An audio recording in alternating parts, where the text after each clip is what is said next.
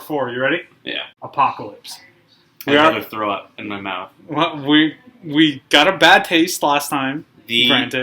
Granted, the worst movie I've ever seen. Is it's the most disappointing I've ever seen. The absolute worst film I've ever seen in my life. It's dreadful. I almost walked out. We joked about Paint by Colors. Yeah, if you hadn't been our ride and Dad hadn't bought the tickets, I would have left. It was very, very, very bad. But he's a good character. I don't know.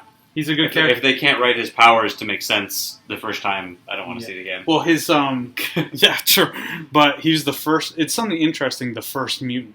There's controversy, and there's a retcon that some vampire chick is older than him, but like it doesn't matter. It came across a lot like, you remember Heroes, the TV show? Yeah. It came a lot like Sylar. Like, he could just take other people's powers and use them whenever he wanted. Yeah. And I'm like, is that really all he's good at? Well, why is he less interesting than Sylar? Well, his thing is like longevity, is long life. That's his power. Everything else he's got going on is alien technology he found in ancient Egypt. Yeah, so that's some bullshit. You know what I mean? So can we just have him like be powerful? Yeah, Which aliens, by the way? Just generic aliens, maybe celestials, just maybe not. A writer's aliens. Exactly. Just whatever. Yeah, I don't like it. Yeah, and he scoured the earth finding more alien technology and getting better, and then he went to sleep for a while and then woke up, and now he hits the X-Men and created Mr. Sinister. And like, he's got a whole. When you just wake up and you're like, "Fuck these X-Men guys!" God fucking damn it! His thing is, what's with their brand? My fan cast, purely because it will be all CGI next time, because the Oscar Isaac's performance kind of ruined. Yeah, it was too small. Just terrible. I said Jeremy Irons. I would need to see a picture to know who that is. Played Alfred in the DC universe. He did Scar's voice in The Lion King. I like Scar. I've never seen him without the lion. Yeah. But I feel like Josh Brolin as Thanos did a really good job. All right, number 3, you knew he'd be on the list. Yeah. Magneto. Controls metal, our favorite Holocaust survivor here on screen. There's nothing to say that hasn't been said about this guy other than... He's like the Uncle Ben story. Yeah, exactly. We've seen the backstory so many times. Well, the thing is, the backstory doesn't really work anymore. No, because he would have to be ancient. He would have to be in his mid-80s. Or they would have to retcon his powers to where he always looks like however aged the character, actor is. You know what I mean? Well, plus, how are you going to follow the role of Sir Ian McKellen?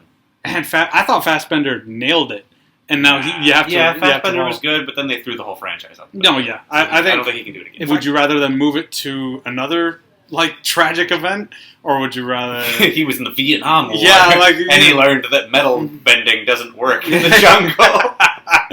So because the only other way to write it makes him like an actual monster. Yeah, exactly. The only way that his tough. Character works is with the Holocaust survivor part, because it's integral to Magneto's story. Yeah, and what they might do is they might just say, "Oh, the snap gave everybody their powers, the X-Men their powers." Yeah, but do you think that takes away? Do that already, right? But do you think them getting their powers now takes away from that long friendship between him and Xavier? Yeah.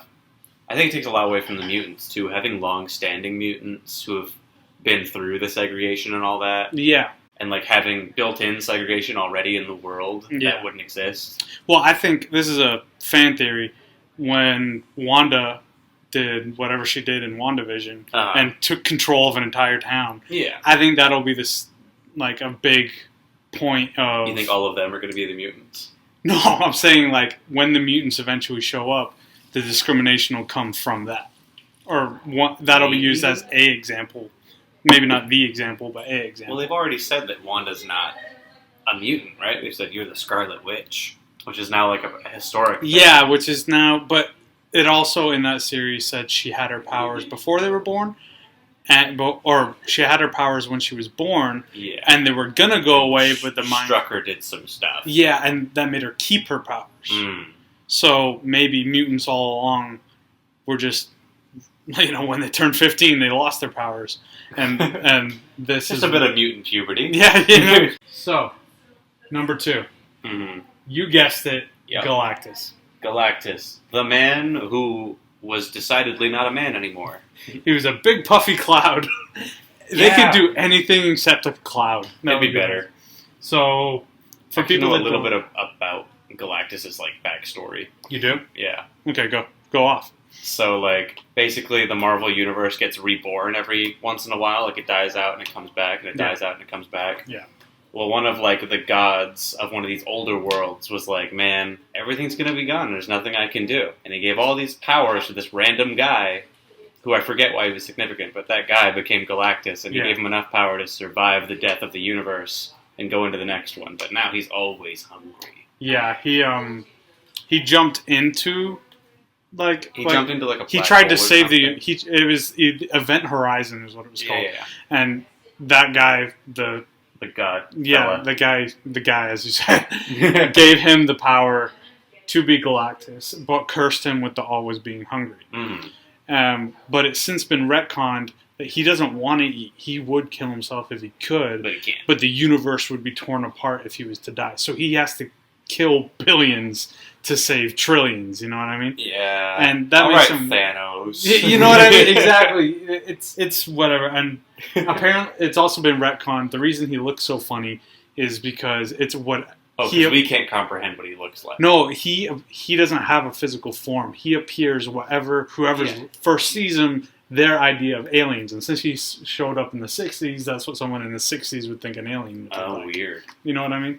I thought it was whatever, the eye of the beholder, and everyone just also happened to agree he was a giant purple dude. It's like if you're a bunch of snakes, like you'll see him as a snake with a weird purple hat. You know what I mean? So they thought of Space Invaders, and then this guy showed up. Yeah, exactly. You'd be excited for him? Yeah, if they did it right. And if he comes, Silver Surfer comes. You know. Yeah. I don't know. Silver Surfer was really good last time. Yeah, he was the best part of those movies. Yeah. My fan cast, purely because if they do what they did with Ego and they make him just a guy, then I would say Ewan McGregor would be awesome. Yeah. But if they're doing like him in his like million stories tall, you know what I mean, then it's just going to be purely CGI, and you can get anyone with a good voice in. Mm-hmm. Get Josh Brolin in again. He did fine last time. I am inevitable. Exactly. Number 1, Mark, you spoiled it at the beginning. Dr. Doom. Who could have predicted? This guy I love him because he's a lunatic. He's the number 1 Marvel villain.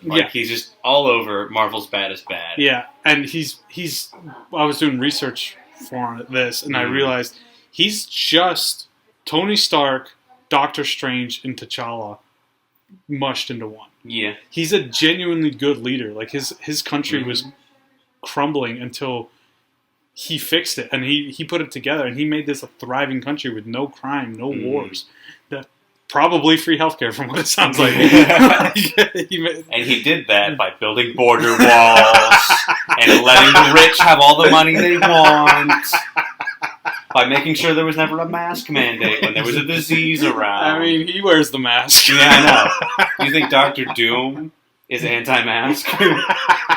He wants to rule the world, and the confusing part about him is he might be good at it if you let him. He just wants to do he's willing to do dumb shit and like evil shit to get there. Yeah, and like his whole backstory is when his mom was really into witchcraft and cult shit, and then she got killed for that. Like by Mephisto, wasn't it? It was originally by a bunch of gypsies that saw her doing cult stuff and then killed her.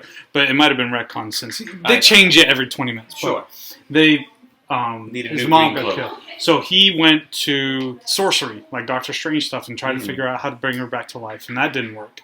So then he learned technology and became one of the leading scientists in the world to try and make that work. Mm. And he developed this like thing with Reed Richards, and it like took him into another dimension.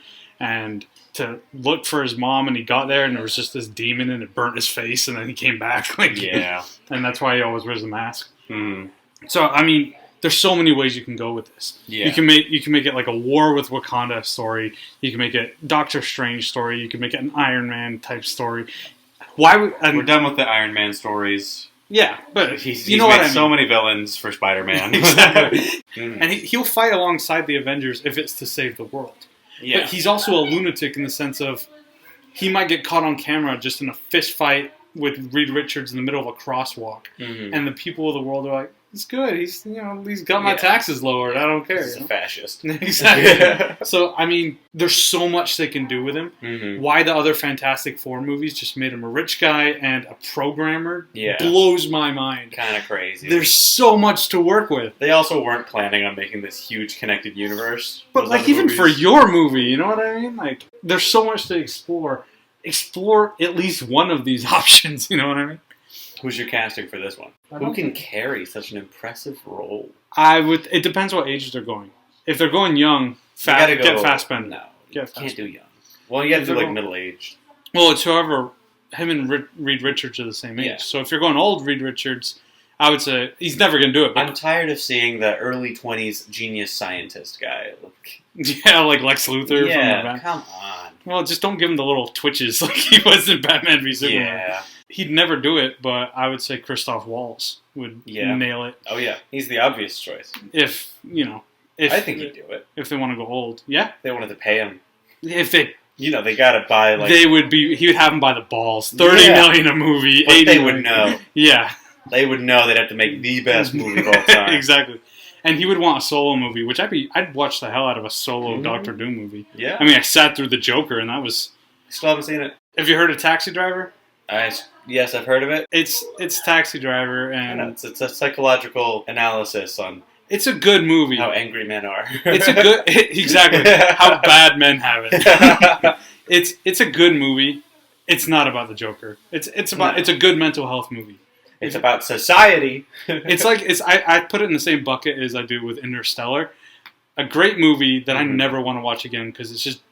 Oh, I love depressing. It's just depressing from start to finish. Great movie. Can't stand Interstellar. I can appreciate that it's good, but I just hate it. I have for you a surprise addition to your top 10 list. Oh, surprise edition. Okay. Let's talk about. Have you heard of The Maker? The Maker. He is an alternate universe version of Reed Richards, whose universe was destroyed. Oh. And so what The Maker does is he uses Reed Richards' stretchy powers to stretch his brain out to make himself smarter.